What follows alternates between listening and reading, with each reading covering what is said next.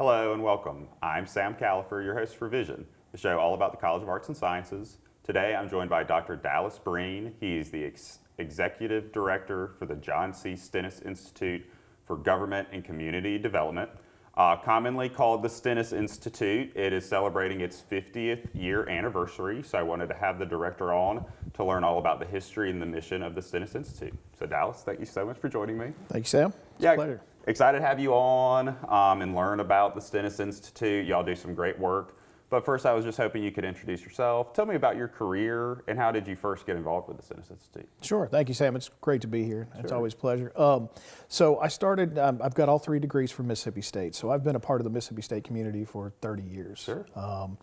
But got involved with the university right upon graduation with the Social Science Research Center, worked there for about 10 years, was introduced to the Stennis Institute through the former director, Marty Wiseman, and some of the staff members, including Eddie French, who's also a former director, short term, through my master's coursework. And so I really got a passion for social science research through my work with the SSRC, but found sort of that missing piece of hands-on research and really getting into the communities. And so working with Dr. Wiseman at the time and some of the staff through Capstone Project, through MPPA coursework, I got to see that there was actually a group doing this kind of work.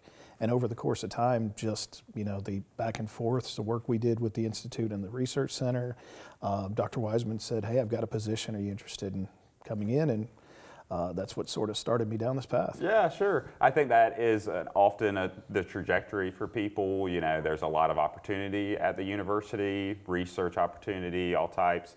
But yeah, cool to see, it wasn't maybe exactly what you wanted. You wanted to be involved with the community, seeing that impact. And I think that's what the Stennis Institute is all about. So yeah, I would love to hear you talk about it. I think anyone who's been on campus has maybe walked by the building, they have a general sense. But yeah, what is the history of the Stennis Institute and what would you say is its overall mission? Sure, I'll give you the textbook definition. Sure. We were established in 1976. We actually just had our 50th anniversary celebration, informal celebration on February 9th. We had a cake ceremony behind one of our buildings on the 10th, but we've been around for 50 years, as you said, and it's been a fantastic 50 years. Our mission is threefold. First is to enhance the effectiveness and efficiency of state and local governments. We do that through applied research, training, education, and public service. And the second is to promote rural development in Mississippi. And so that's really it's the breakaway from the standard, big city development. These are, how do we help small communities bring in and attract businesses that may not be large-scale chains. And the last is to promote civics education and involvement for citizens in the political process. Sure. And so over the years, we've been tasked with making sure that we're making people able to run their communities, the state, et cetera, as best as possible. Yeah, totally. I mean, when you think about a degree from public administration or political science, those are the types of things that you're learning in the classroom. Government efficiency, different programs, how to fund or get, stimulate small communities in certain ways. So very cool that it's like you're taking all of that out of the classroom and putting it into the community. Yeah, so important, and I think like a small government, like a small town government, they have a lot of challenges and they're underfunded, and that's not something that people think about, like they would need help. So I think that's really cool, and that you're here to help the whole state. So I think that's awesome. And yeah, like the milestone anniversary, 50 years, it's a cool opportunity to think about the past and reflect on it. So thinking about the history of the Stennis Institute, what would you say are some of its biggest contributions that it's made? I've been asked that quite a bit over the years, and it's tough in a public service setting like we're in to say, oh, well, it's this one thing or that thing. Really, our biggest contribution to the state of Mississippi is institutional capacity and capabilities. And so us having that ability to go in and train local leaders to help them do the jobs they're trying to do, to help develop communities, bring in new businesses, and having that is really what we've done as sort of an overarching, here's what we've done as a collective whole. Sure. And one of the big things we pride ourselves on, and I say we because we're our team. Yeah. Stennis Institute's a team of people. And it's because we do things together to promote the betterment for everybody. Yeah. And so we've really seen that over the 50 years. Yeah, that's awesome. What are like some projects y'all have Sure. going on right now? Yeah, right now we're doing some disaster mitigation work. Sure. So we had multiple storms come through the state a few years ago. We're helping those communities plan, and not the standard, we're just going to put new pavement back on the road or new houses. We're actually saying, okay, once we get you rebuilt and we help you, what are the plans to help revitalize the community? We always want to say, and this is something that goes back to my days in sports and my son's days currently in sports, of like the locker room, leave it better than what you found it. Yeah. Communities, leave them better than what you found them. Organizations, make them better off than they were when you found it. So that's our goal, is to make sure the communities are better off than when we first started working with them. Yeah. What would you say is like an example of something that would be taught in the classroom, a PA classroom, that y'all take into the community? Oh, we are directly involved with the Capstone Project. Okay. And that is a hands-on, so it ranges. We're in charge of, or we're tasked with facilitating projects. So currently we have two groups of master's students working with 2 different cities in the state of Mississippi. I'll leave them out of the discussion, Sure. but it's working with their HR components. So Yeah. we have a classification and compensation laboratory that works with attracting, retaining talent for municipal and state organizations. So how do we keep good people working for the cities and counties and state agencies?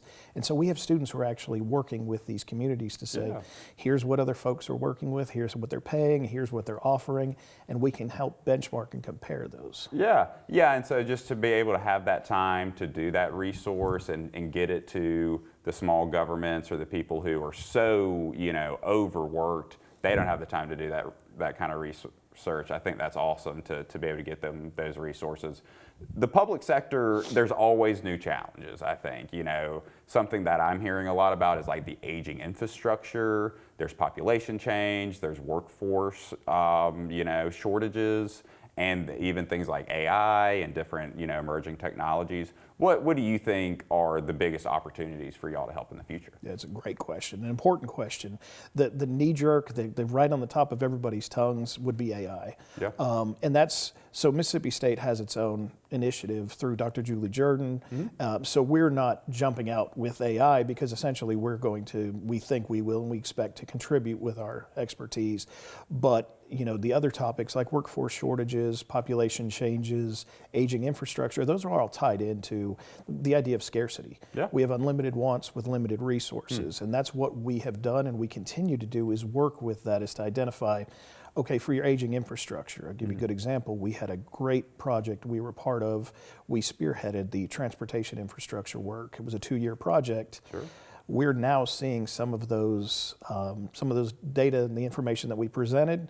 We're now seeing that come into policy, into action. And granted, it took some time, but that's the way things work. Yeah. It's not instant gratification.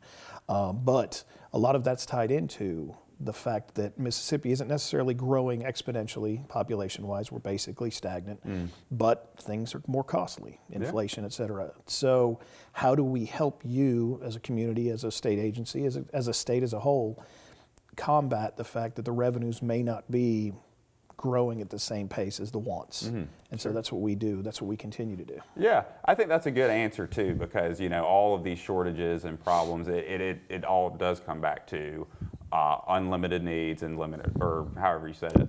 And so that makes sense. But I think y'all can come in and maybe help prioritize, and you have research and the numbers that they might not have the time to find. And so just being able to be like an advocate, an extra resource for these governments, I think, that amount of help is so big. And every town, every government has huge problems that they're dealing with. So I think anybody that's willing to help is awesome.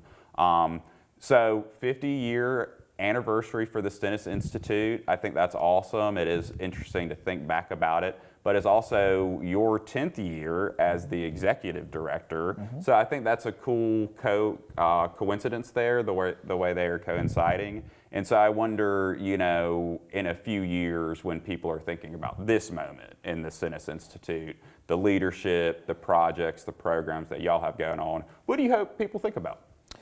Truly continuity. Sure. It's I'm the type, I don't want to be the, hey, look at me. I mean, I always make jokes about having a face for radio, and because again, I'm only as good as the people that I surround myself with, and the Institute as a whole is made up of phenomenal people. I haven't been able to really even touch on the folks in the community outreach group, the community development team we've got, Sure. because it's a huge effort. So I'd love for people to look back and go, they continued to make an impact. They continued to do the great work. They added some new programs. I mean, selfishly, I created a new initiative called the Junior Civics Leadership Academy. Sure. We hadn't had a whole lot of a presence in teaching and educating high school students on civics education. Yeah. So now we have a program, it's in its third year, of rising 10th through 12th graders learning about state, local, and federal government and governance as a whole. So looking back and saying, they're continuing to develop leaders, they're taking new approaches and being innovative, but I hope they look at the Institute as a whole and not as an individual. Yeah, I think that's a great answer. Yeah, I mean, the mission stays the same, but how you do that, how you accomplish those goals are always changing, just like the problems and the new challenges that the state faces are. So yeah, I think it's a very humble way to lead. You know, you just want the organization to be remembered and known for excellence, and you play a part in that, but so does everyone else that you work with. So I think that's awesome. I really appreciate the public service part of it all. I think, you know, people grow cynical about government and the state, you know, but it's when people are in need, that's where they get help from, and then you're the ones helping those small town governments too. So I think it's important. I hope that those young civic leaders, you know, they get that spirit from you and your organization, and keep the good work up. So thank you so much for joining me today. Thank you. It's a Great pleasure. conversation, and thank you all for tuning in to this episode of Vision. We'll see you next time.